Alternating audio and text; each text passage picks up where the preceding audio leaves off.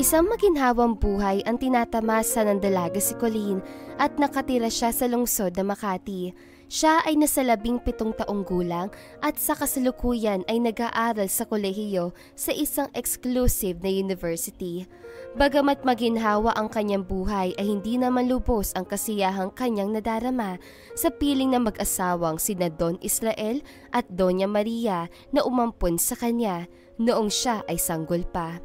Ang pag-ampun sa kanya ay hindi inilihim ng mag-asawa sapagkat ayaw nilang dumating ang araw na sa ibang tao niya ito matuklasan. Kaya na magkaroon siya ng isip ay nakilala niya ang tunay niyang ina na isang GRO. Ngunit hindi na nito matukoy kung sino ang kanyang tunay na ama na labis namang ikinalungkot ng dalagang si Colleen. Nagkaroon siya na matinding galit sa kanyang ina, hindi lamang dahil sa uri ng hanap buhay nito, kung hindi sa dahilan ng hindi niya maunawaan kung bakit siya ipinaampon. Colleen, bakit hindi mo daw sinipot ang iyong ina kahapon sa resto, kung saan kayo dapat magkikita? Tanong ng kanyang ina. Napasimangot naman ang dalaga sa tanong ni Doña Maria. Oh, bakit iha? Is there something wrong? Tanong ng kanyang mama. Ma, why do we need to meet each other all the time? Tanong niya. But iha, ang sabi niya ay may sakit siya. Katwiran ni Doña Maria. At bakit ba kailangan natin palaging maniwala sa kanya? Tanong niya muli. She's your mother anyway.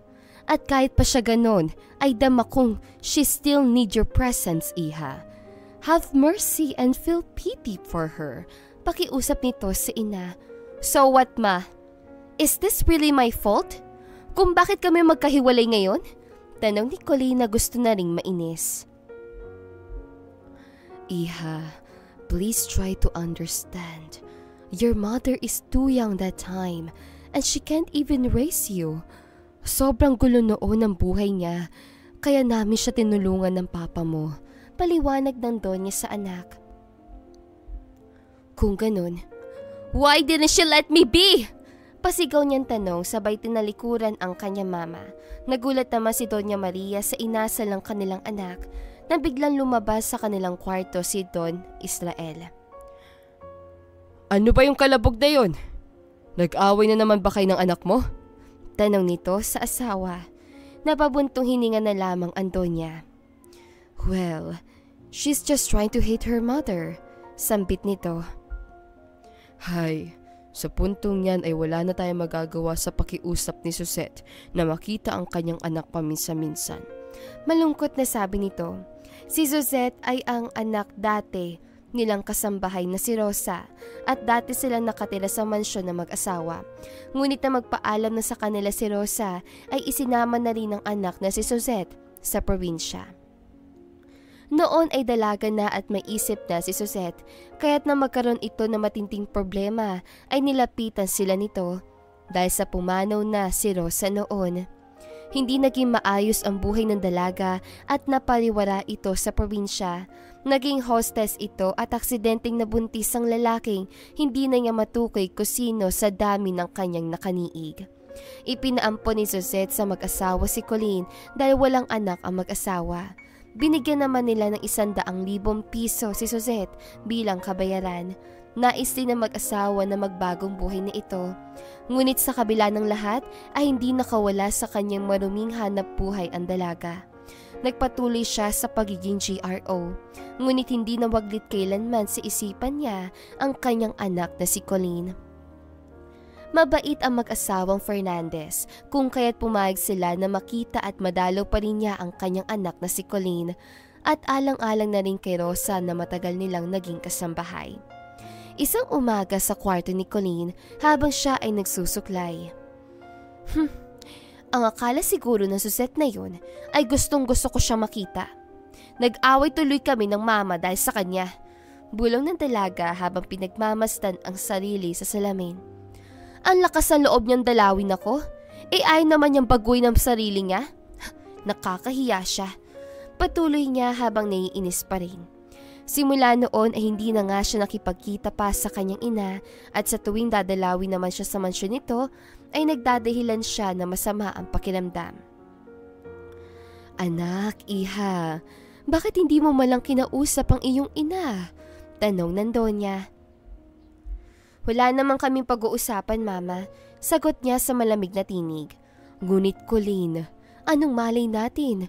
Baka nasasabik na siya sa iyo, kaya gustong makita ka. Sambit ni Doña Maria.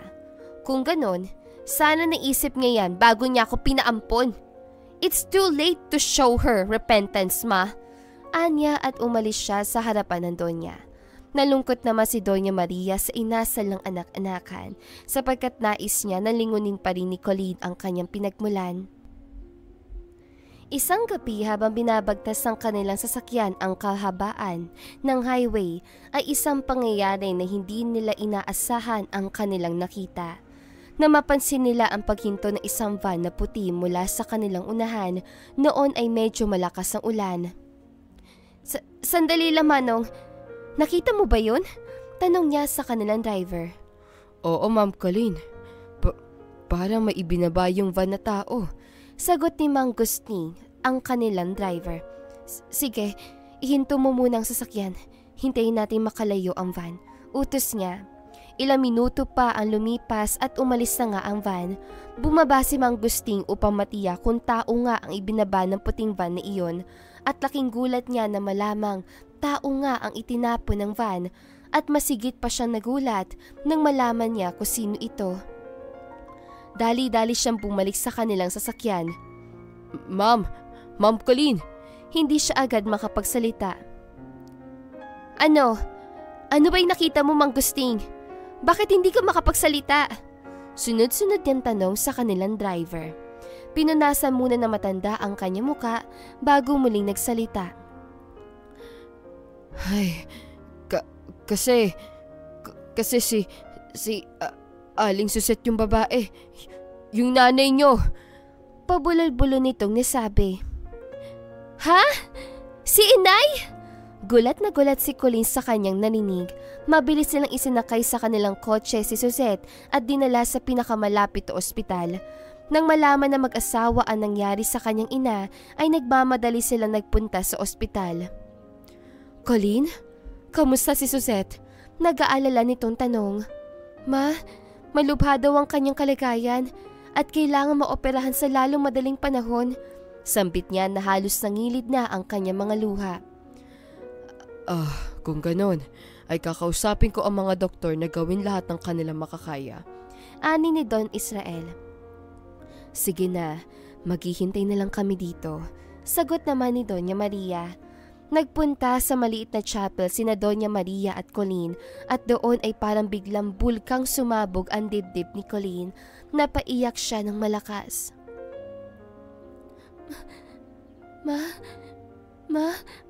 Bakit ako? Bakit ako pa dumaranas ang ganito? Ano pang kasalanan ko, Ma? Hagulhol niya. Tama na, anak. May dahilan ang Diyos sa lahat ng bagay. Pag-alon ni Doña Maria sa anak habang hinahagod na malumanay ang likod nito.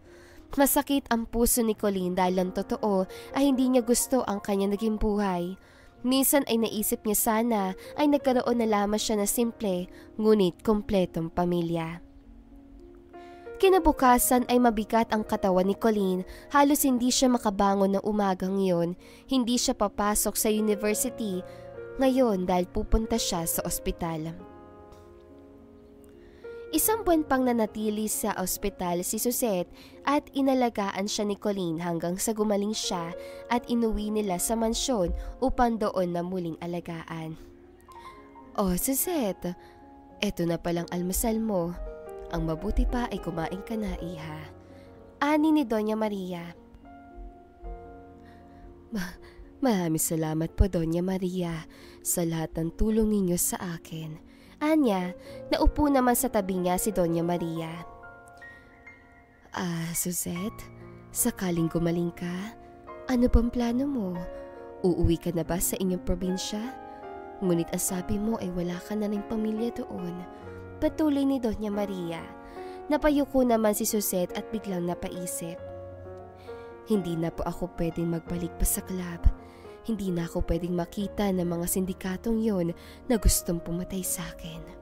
Pag-aalala niya. Oo nga, at kahit kami ay hindi na rin papayag na bumalik ka pa roon, Iha.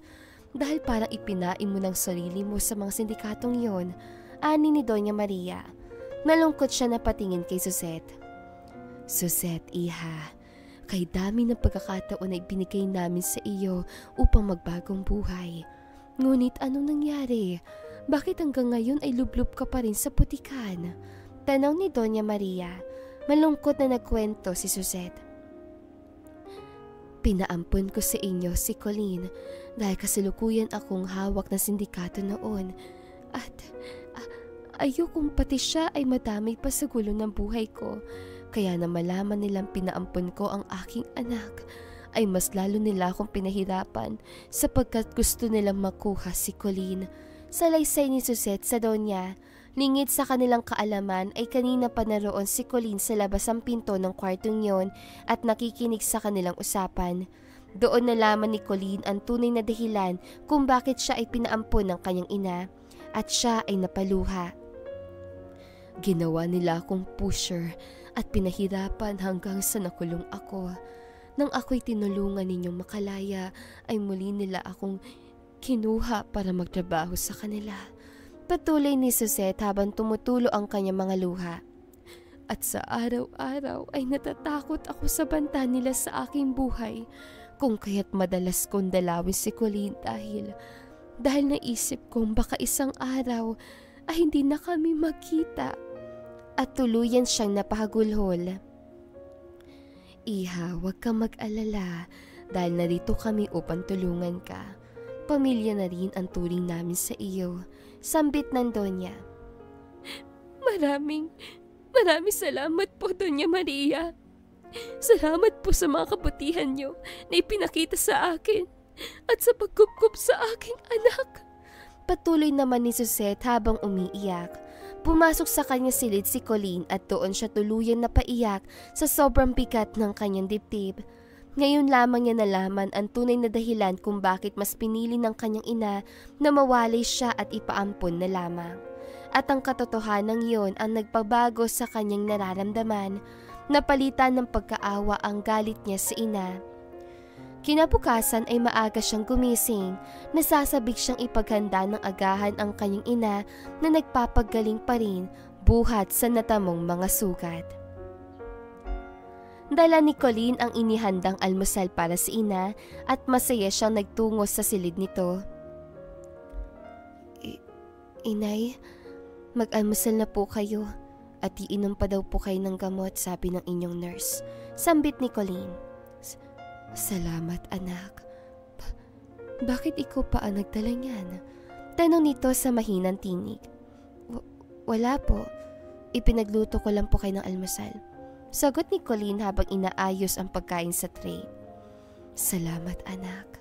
Sagot nito. Ngumiti naman ang dalaga sa kanya. Sige po, inay. May pasok kasi ako ngayon. Magpagaling po kayo.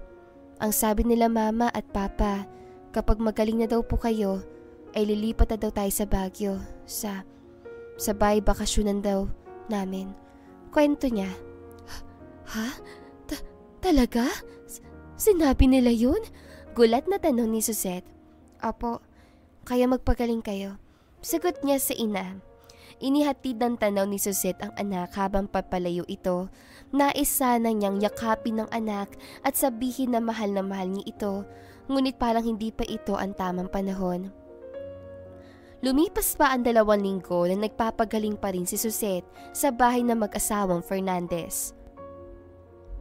Ngunit tila ba hindi bumubuti ang kalagayan nito at isang hapon habang pauwi ng bahay ang dalaga si Colleen, nakasalubong naman ng kanilang kotse ang isang ambulance na lumabas sa gate ng kanilang mansyon. Ha? Manong? Bakit may ambulansya? Si inay! Bigla niya naisip. Natagpuan ni Colleen ang sarili sa ospital na pinagdalhan sa kanyang ina. Anak, Patawarin mo sana ako, ha? Sabay ang pagtulo ng mga luhang yun sa mata ni Suzette. Inay, gusto kong malaman yun na matagal ko na kayong napatawad. Sagot ni Colleen habang umiiyak dahil sa hindi niya mapigilan ang kanyang luha. Mahal na mahal kita, anak. At biglang nalagutan ng hininga si Suzette. Mahal na mahal ko rin kayo, Inay. Inay? Inay! Sigaw naman ni Colleen na halos umalingaw-ngaw sa buong silid na iyon. Sa ating buhay, may mga pagkakataon na tayo ay nasasaktan at kung minsan ay ang mga taong may kaugnayang pa sa atin ang nagdudulot nito. Ngunit ang pagpapatawad ay inilaan ng Diyos para sa lahat. Hindi ito nangangahulugan ng paglimot sa nakaraan, kundi tanggapin ang katotohanan at magpatuloy sa buhay.